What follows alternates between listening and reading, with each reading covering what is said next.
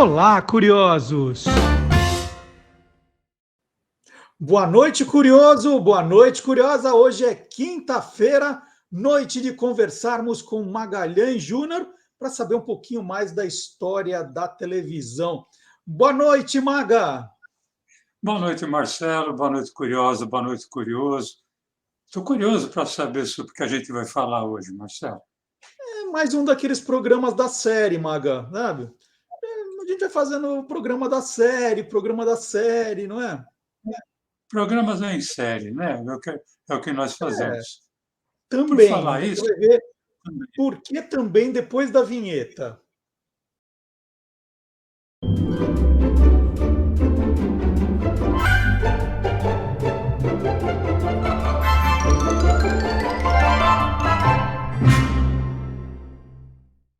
Então, é programas em série, porque toda quinta-feira nós estamos aqui e já há quase 90 semanas, então é programa em série.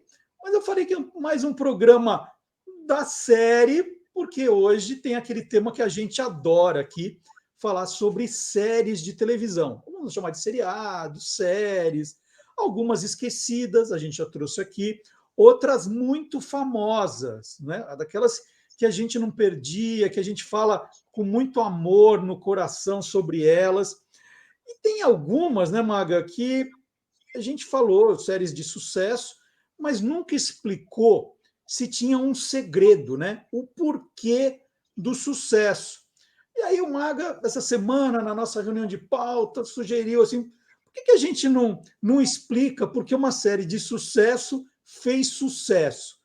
Aí eu falei, nossa, Maga, vai ser um sucesso esse programa. e estamos em época de sucessão, né? Pelo menos eu espero. Então, mas o importante, Marcelo, é dizer que esse porquê não é com base numa profunda análise conceitual, acadêmica, né? É um porquê, assim, muito pessoal. É um porquê sob o olhar de alguém como eu, que acompanhou essas séries.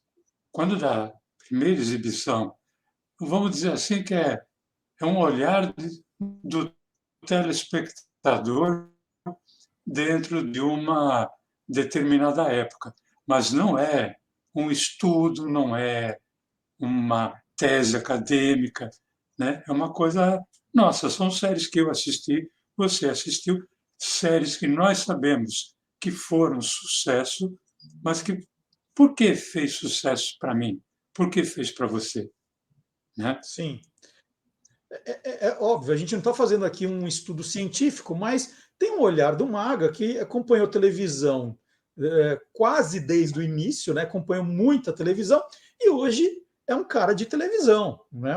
Hoje não, já 37, 38, né? Quase 40 É, anos quase 40 fazendo anos. televisão. Então tem um olhar também todo especial. E a gente vai começar com que série, Maga?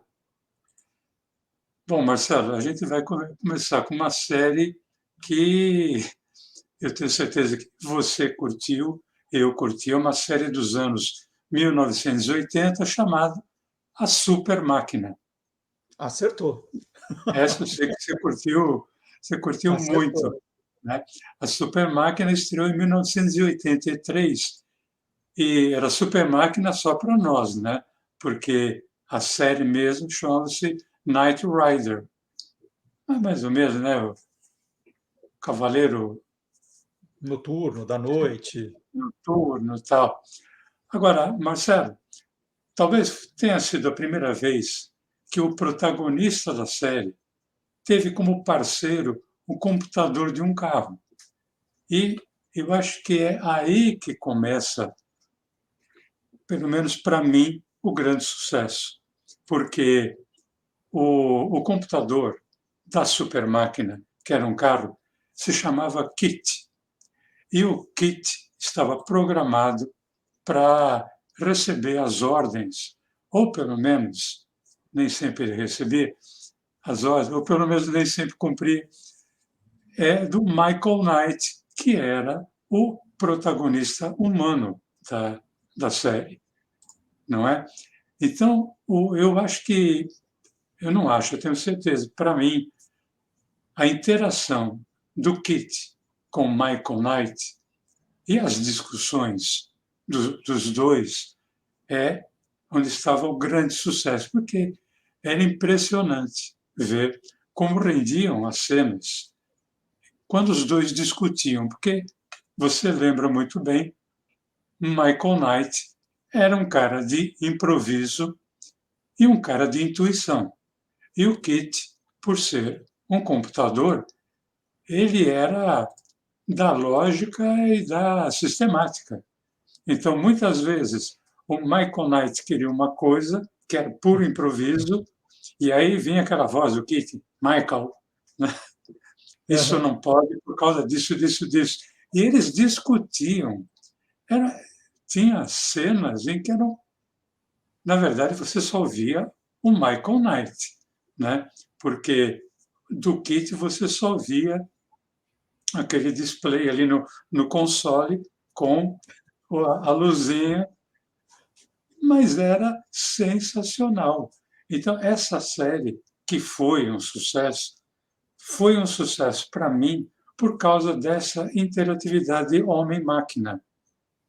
Agora, Né? antes, então peraí, Baga, mas antes da Super Máquina, a gente teve um outro seriado que também tratava dessa questão da interatividade entre um humano e uma máquina, né? A gente teve algo nessa linha que também fez sucesso. Teve, e olha, eu vou falar uma coisa para você, para os nossos amigos e nossas amigas, todos curiosos.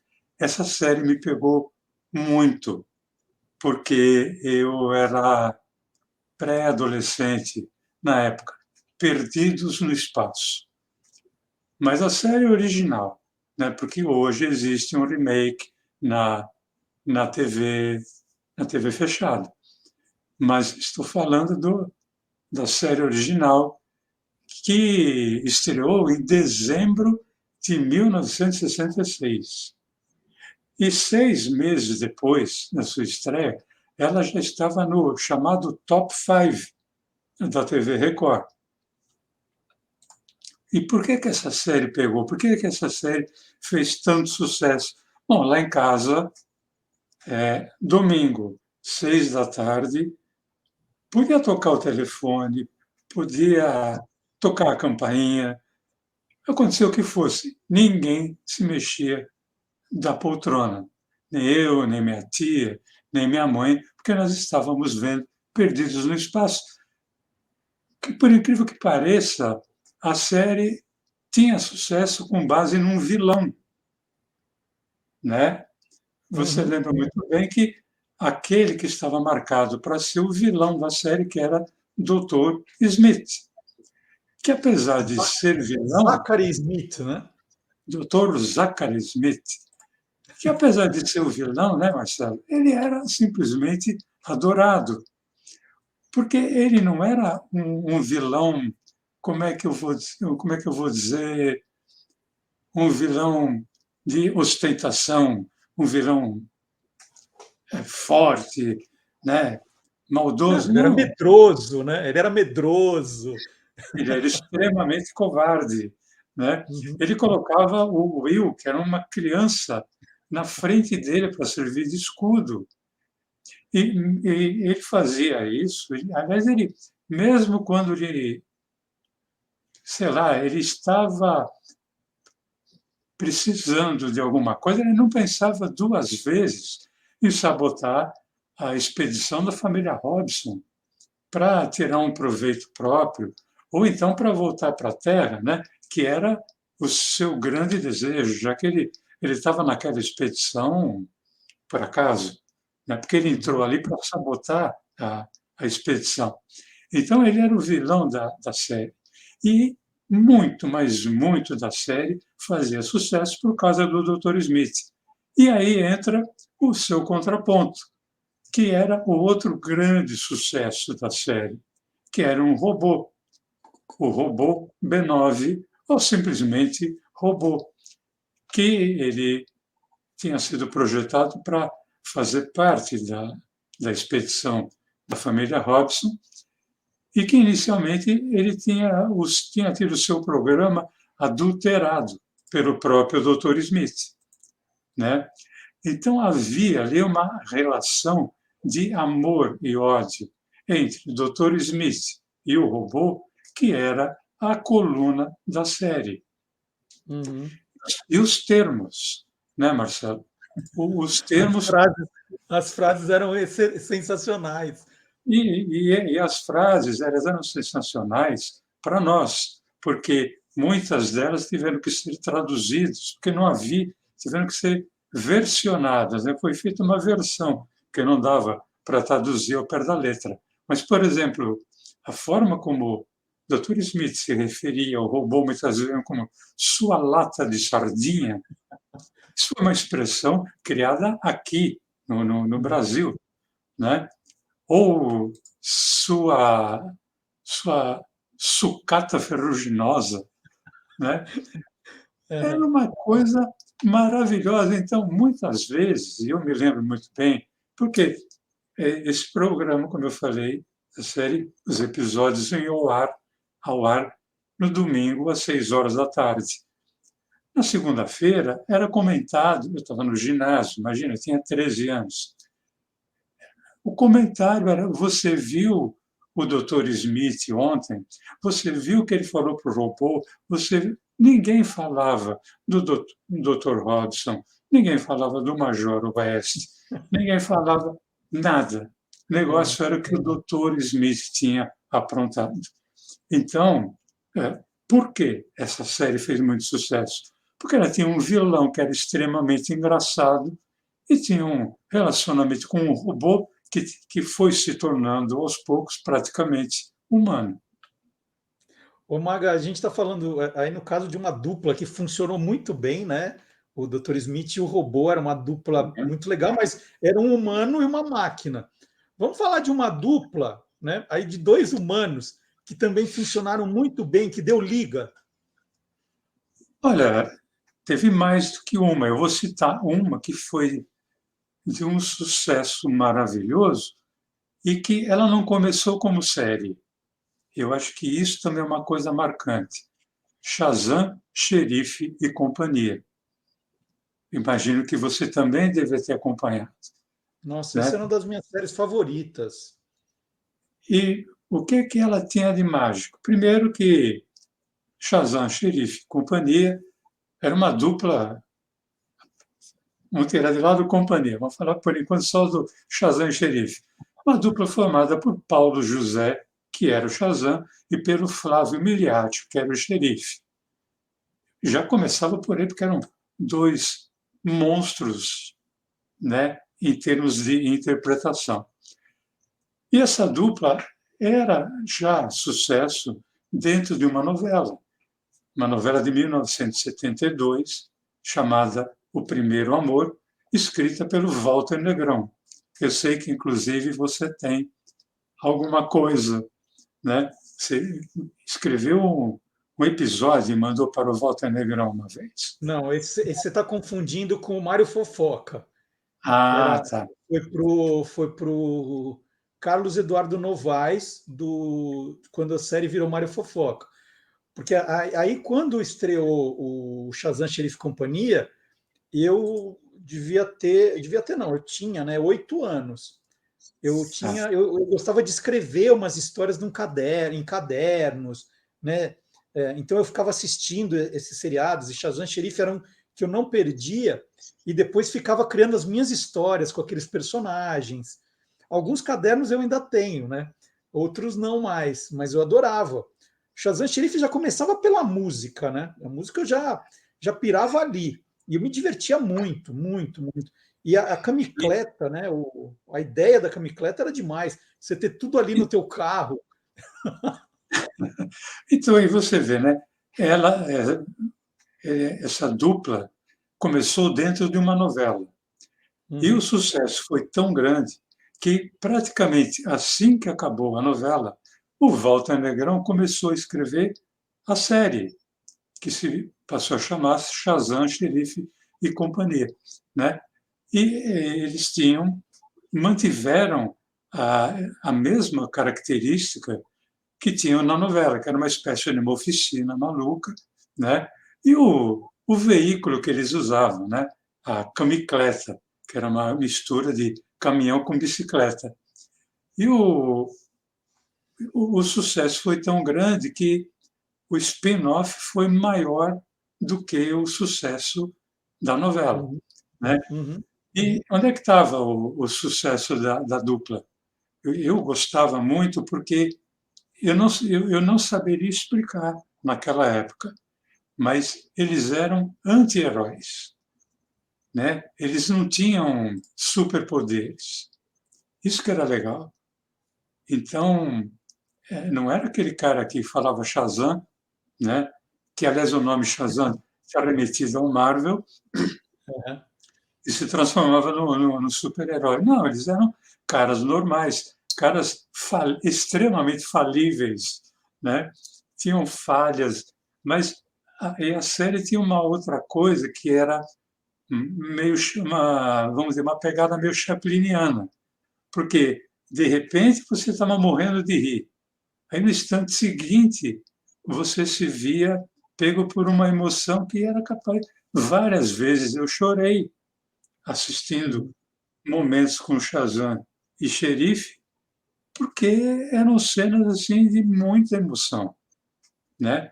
Então, cara, era maravilhoso. Isso foi uma série assim, como eu te falei, né? Eu estava com 1972, eu estava de 18 para 19 anos, mas o meu lado infantil ainda permanecia, né? Me pegava muito, eu Isso a gostava, gente, curtia muito isso, essa série. isso a gente não perde, Maga. Eu lembro com os meus filhos de todas as idades, né? De repente eu estava gostando mais, já com 30, 40 anos, estava gostando mais dos programas infantis que eles, né? Sim, Eu, eu, com o Antônio, que é o mais novo, né? Eu já devia ter perto de quase 50, mais de 40 e menos de 50. Mas ele assistia aquele Thomas e seus amigos, daqui a pouco ele não estava nem mais na sala e eu lá acompanhando eu as assistia ideias. na TV Cultura o Gloob Gloob com os meus filhos, né? Uhum. Aí, de repente, eles saíam da sala e eu ficava ali assistindo. Igual, igual, a gente não perde. Agora, Maga, nos anos 1950, né, eu acho que principalmente nos anos 1960, a gente teve muito seriado de Bang Bang, né, de Velho Oeste de sucesso. Nossa, Vamos destacar um desses, assim, para representar o segmento? vamos. E é um seriado, Marcelo, que ele. Por que, que ele me. Bom, tem dois motivos pelos quais ele me pegou. Um é maluco, é coisa de maga, mas vamos usar o primeiro. Primeiro pelo nome, né? Bonanza. Para começar, uma trilha, o É, tema, tema né? Não é maravilhoso. o tema maravilhoso, que era solado por um guitarrista brasileiro chamado Aloysio, né? Essa série estreou em 1963. Eu tinha 10 anos. E ela foi uma série de Bang Bang, vamos assim dizer, uma série de Velho Oeste, de Faroeste, como quiser, que não tinha apenas um protagonista. Porque até então vinha-se de Roy Rogers, um protagonista, né? Paladino do Oeste, Bat Masterson, Rin Tin Tin, nossa, Uhum. meu, meu primeiro ídolo não humano. Mas Bonanza eram quatro protagonistas que formavam a família Cartwright, que era o pai, que era o Ben Cartwright, e seus três filhos. O mais velho era o Adam, o do meio era o Ross e o mais novo era o Little Joe. E os episódios, ora, enfocavam apenas um filho, ora, enfocava o pai, algumas vezes dois filhos e, em várias outras vezes, a família toda. Né? Então, essa coisa de você ter mais de um protagonista que obviamente na época eu não saberia distinguir, mas eu achava aquilo muito legal, porque eu ficava torcendo para quem será hoje, né? De quem vão falar, embora não ficasse claro, né? Mas eu já imaginava que alguém ia aparecer por mais tempo. Ô, Maga, então agora vamos sair do Velho Oeste, vamos falar de super-heróis, né? Tem uma coisa que eu queria falar. Eu tinha um personagem que era o meu favorito, que todo mundo Qual? tinha, né? Que a coisa era bem dividida, né? Por exemplo, para as mães, o personagem mais querido era o Little Joe, Uhum. porque era o mais novo, né? Tal. Para as moças, era o Adam, porque era o mais velho, o mais galã. E para nós, garotada da época, era o Ross, porque ele era o filho do meio, eu não sou o filho do meio, mas ele era o mais engraçado e era o mais forte. Agora, tem um outro motivo, Marcelo, pelo qual essa série começou a fazer muito sucesso. Porque ela era anunciada como a primeira série em cores. E não, era uma mentira verdadeira. Como Por assim? que Me era uma explica. mentira verdadeira? Porque ela realmente, nos Estados Unidos, ela foi a primeira série produzida em cores. Agora, no Brasil, não existia TV em cores, não existia transmissão em cores, mas a TV Tupi, que era quem é, passava, vamos assim dizer, usar o termo da época, né? Passava, que era quem veiculava Bonanza, não avisava, dizia apenas: não perca no sábado a primeira série em cores. Cara, todo mundo ia assistir esperando ver as cores. E você Uhum. via o preto, cinza e branco. E eu separei aí vários recortes de revista que eu tenho, dizendo exatamente isso. Bonanza em cores, série americana colorida. E Marcelo, era um tal de telefonar para a TV Tupi, dizendo: olha, aqui em casa não tem cor, cadê as cores? Aí o Uhum. cara que atendia ali enrolava e tal, mas era todo sábado a mesma coisa. A gente era muito inocente, né? E vamos dizer assim, essa coisa das cores, tinha um programa na TV Tupi, um programa no final de tarde, que se chamava TV em Cores, que era em preto e branco. Era um programa de meia hora, está aí a grade. Né? É.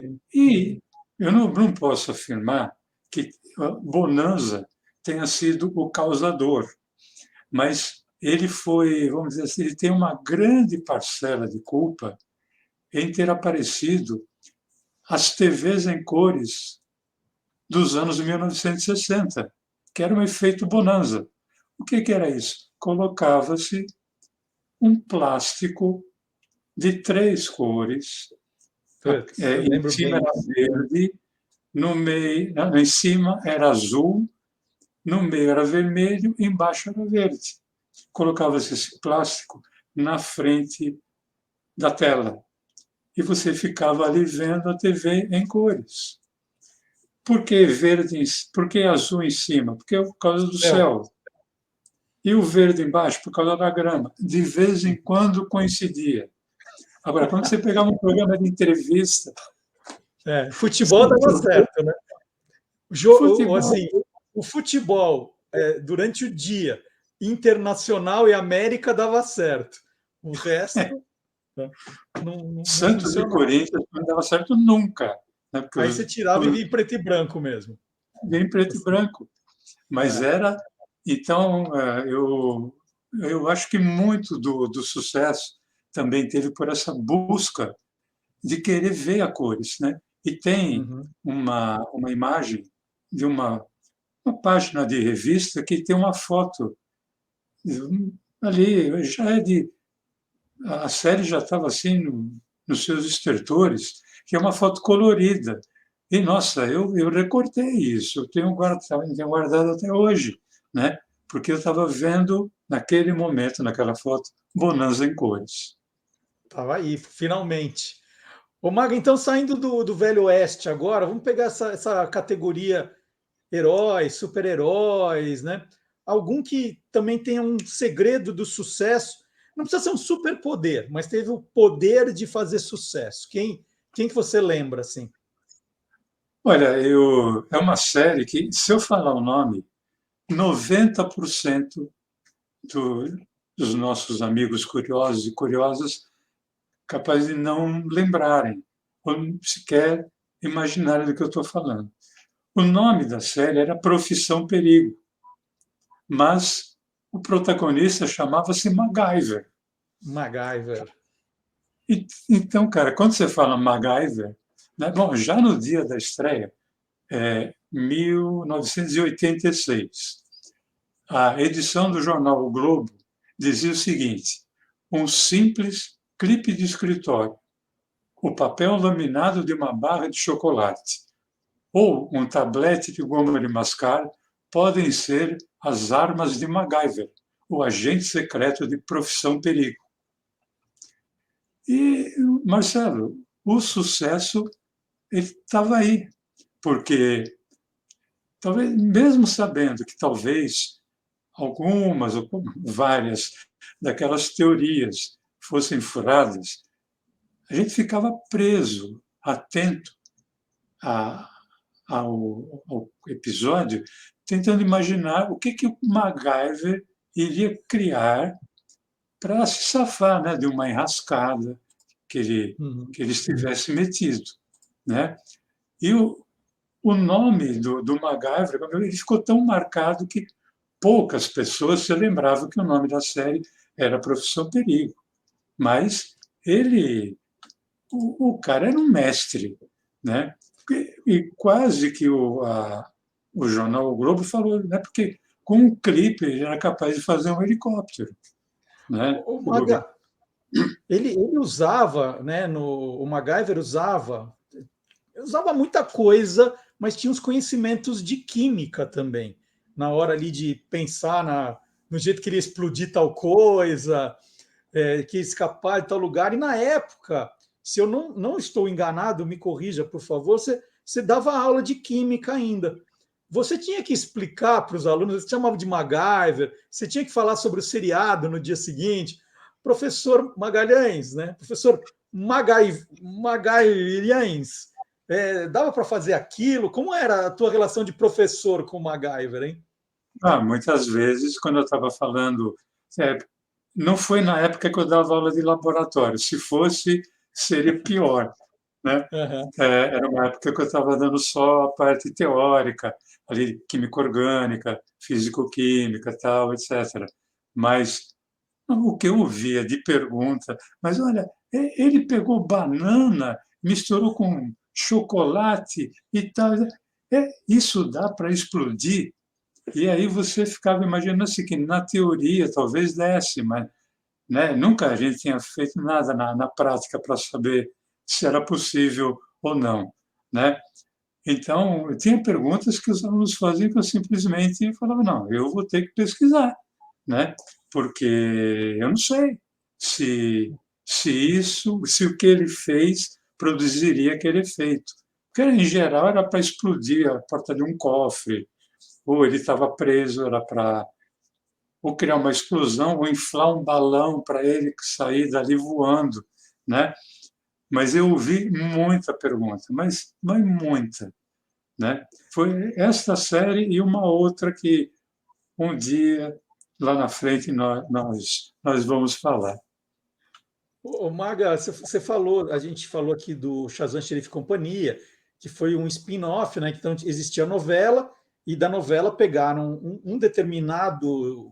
dois determinados personagens e exploraram numa Uhum. série. Isso é o spin-off. Agora, tem também uma outra expressão que se usa muito, que é o remake, né?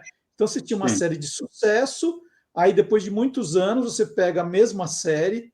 Agora, por exemplo, fiquei sabendo que estou a Casa de Papel Coreia, né? Que pegaram a mesma série espanhola, que já foi feita há algum tempo, estão fazendo a mesma série com a versão coreana. Então, é um remake. Dentro desses programas de sucesso, que tinha lá um segredo, tem algum remake? Teve. Hoje tem mais, né, por causa da TV fechada.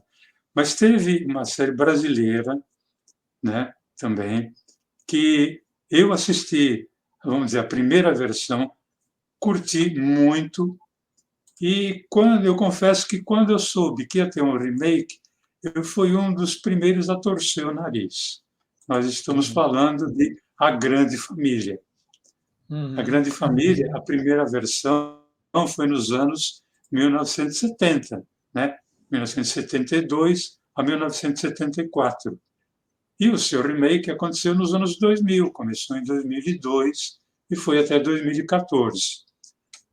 Agora, eu confesso que eu tive que dar o braço a torcer, porque o remake fez muito mais sucesso e eu achei muito melhor, infinitamente melhor.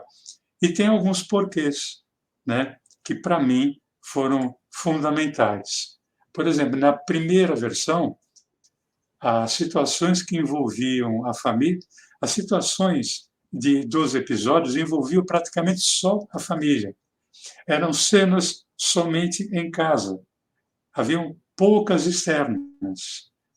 Eram pouquíssimos os personagens que não pertencessem à família que participavam dos episódios. Já na segunda versão, na versão dos anos 2000, além de ter mais temporadas, então teve mais tempo para cativar o público, mas as ações envolviam a família e também novos personagens que se tornaram recorrentes, como, por exemplo, o Beisola, o mecânico Paulão, o Uhum. Almeidinha, que era o chefe do Linneu, a Uhum. Marilda, né, que era a irmã, ou meia-irmã da Nenê. Agora, eu acho que tem dois outros pontos que são fundamentais, foram fundamentais para que a Grande Família Remake tivesse muito mais sucesso do que a primeira versão. São dois personagens. O primeiro é o seu Floriano, o seu Flo, o avô da família. Na primeira versão, o seu Flo foi muito bem interpretado pelo Brandão Filho. Só Uhum. que ele era, a característica do seu Flo era aquele velhinho ranzinza, aquele velhinho em que às vezes era tido como um estorvo para a família. Muitas vezes ele era tratado dessa forma. A dona Nenê, que era a Heloísa Mafalda, falava: pai, pelo amor de Deus, que fala isso? Então, era uma forma, era o velhinho da época. Na segunda versão, o seu Floriano era interpretado pelo Rogério Cardoso. Não dá para comparar talentos, porque os dois tinham talento de sobra, mas a pegada do seu Floriano na segunda versão levava a série a um outro patamar, porque ele era um velhinho espirituoso, safado, irônico, sarcástico, né? Extremamente de bem com a vida. E a série sentiu muito quando na morte do Rogério Cardoso, mas Uhum. foi fundamental essa característica do seu Floriano para que o remake se solidificasse. E o outro personagem que estava, assim, vamos dizer, no mesmo patamar, era o Agostinho Carrara, porque na primeira versão, o Agostinho Carrara era interpretado pelo ator Paulo Araújo, mas ele não era um personagem assim de uma grande expressão. Ele era ele era o genro, né? Casado Uhum. ali com a filha do Bebel, filha do Linneu e da Nenê. Aí sabia-se apenas que ele era um vagabundo, tal, meio pilantra, mas não era um personagem de protagonismo de cena. Uhum. Aí vem a segunda versão, vem o remake, e o Agostinho Carrara, interpretado pelo Pedro Cardoso. Então, a começar pelo figurino, né? Porque o figurino do Agostinho Carrara na segunda versão era uma coisa assim sensacional, era o brega do brega do Sensacional. brega e acabava se tornando chique de certa forma, né? Porque ninguém mais, o Agostinho nos anos 2000 se vestia como os jovenzinhos ali do final dos anos 60, começo dos anos 70. Calça Uhum. xadrez, camisa florida, tá? Ninguém mais usava isso, né? Uhum. E ele era um pilantra, ele era um aproveitador, ele era dissimulador, aprontador, mas ele também tinha um lado sonhador, ele era trabalhador, né? Então, eram dois personagens fortíssimos e com a perda do seu Flo, que sabiamente não teve o ator substituído, o Marco, vamos dizer, central da, da grande família passou a ser o Agostinho, né? Uhum. Claro que o Tuco, o Linneu, a Bebel, né, a Nenê eram importantíssimos, mas ele, muitas vezes, foi a série. Então, Sim. na minha visão de telespectador, o remake de A Grande Família teve muito mais sucesso por causa desses porquês que eu acabei de citar. Ô, Maga, para a gente terminar essa nossa conversa, né? Depois, isso aí dá uma série, na verdade, não é um programa só. A gente pode depois, você vê, o tempo vai passando, a gente vai lembrando, a gente pode fazer uma série sobre isso. Mas vamos terminar o programa de hoje com mais um. É, e assim, algumas séries, né? Você com o tempo, você ficando, vai ganhando simpatia, porque você se identifica com o personagem, né? De repente um vai crescendo, aí você vai entrando mais na história, e aí a coisa acontece. Eu queria que você falasse para terminar de uma série que assim, ó, já fez sucesso, papum. Foi assim, muito de cara, tem? Tem, e me pegou de surpresa, né? Porque aí eu já estava já ali há algum tempo trabalhando em TV e achava que série que envolvesse família não, ainda não tinha rolado o remake de A Grande Família, né? Mas para quem assistiu Família Trapo nos anos 70, que foi uma coisa espantosa de sucesso, eu achava que nada mais poderia fazer sucesso. E aí, de repente, vem Sai de Baixo, em 1996. Né? E o Sai de Baixo, ele pegou um horário que era o chamado horário ingrato, que era domingo depois do Fantástico. Marcelo, televisão nos anos 90, depois do Fantástico, não existia. Uhum. Né? Ainda a TV a cabo estava engatinhando e tal, etc. Mas o domingo, ele começava com um ar de melancolia às 7 da noite, quando você ouvia a música tema dos Trapalhões. Era uma música meio broxante, embora fosse os Trapalhões o programa de humor, mas, porra, acabou o domingo. Tá acabando o domingo. Acabou o domingo, porque não tem mais jogo. Naquele tempo, né, o jogo era Das 4 só às à tarde, 6. né, não tinha mais o jogo das 6, não tinha jogo às 6, às 7, às 9, Não, né? era das 4 às 6, né? Às 6, acabou, né? E aí, pô, você ouvia música, então o domingo era terrível. E a última vez que eu me lembrava de ter visto alguma coisa no domingo, era assim com TV de comédia, né? Ainda no Uhum. final dos anos 60, na TV Tupi. Aí vem a notícia que vai começar uma série chamada Sai de Baixo, na Globo, depois do Fantástico. Olha, o primeiro episódio eu assisti, eu achei legal, né?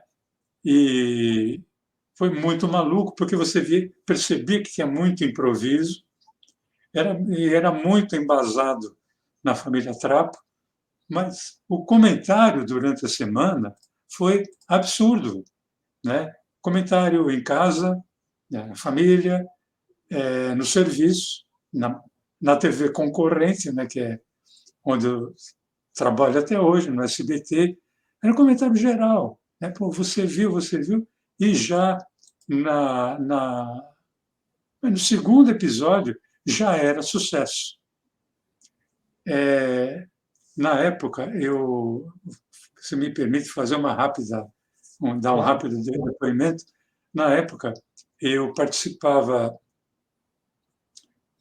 de uma produtora católica para um programete de televisão chamado Palavra Viva. E era uma produtora católica chamada Palavra Viva. E numa dessas reuniões tinha uma.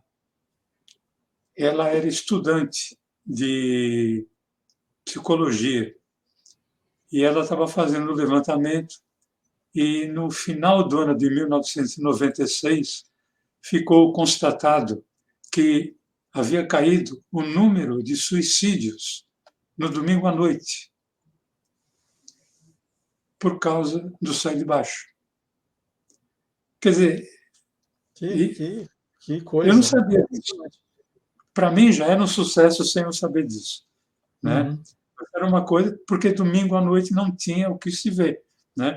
No domingo à uhum. noite é uma noite meio melancólica, não é como a quinta, né, que é a noite do cinema, a sexta que é sextou, sábado, tal. Não, domingo à noite, né, nem pizza você come, né? De tão melancólico que é. Agora, o Sai de Baixo, ele foi uma conjunção de personagens, muitos deles que serviam de escada, mas eram importantíssimos.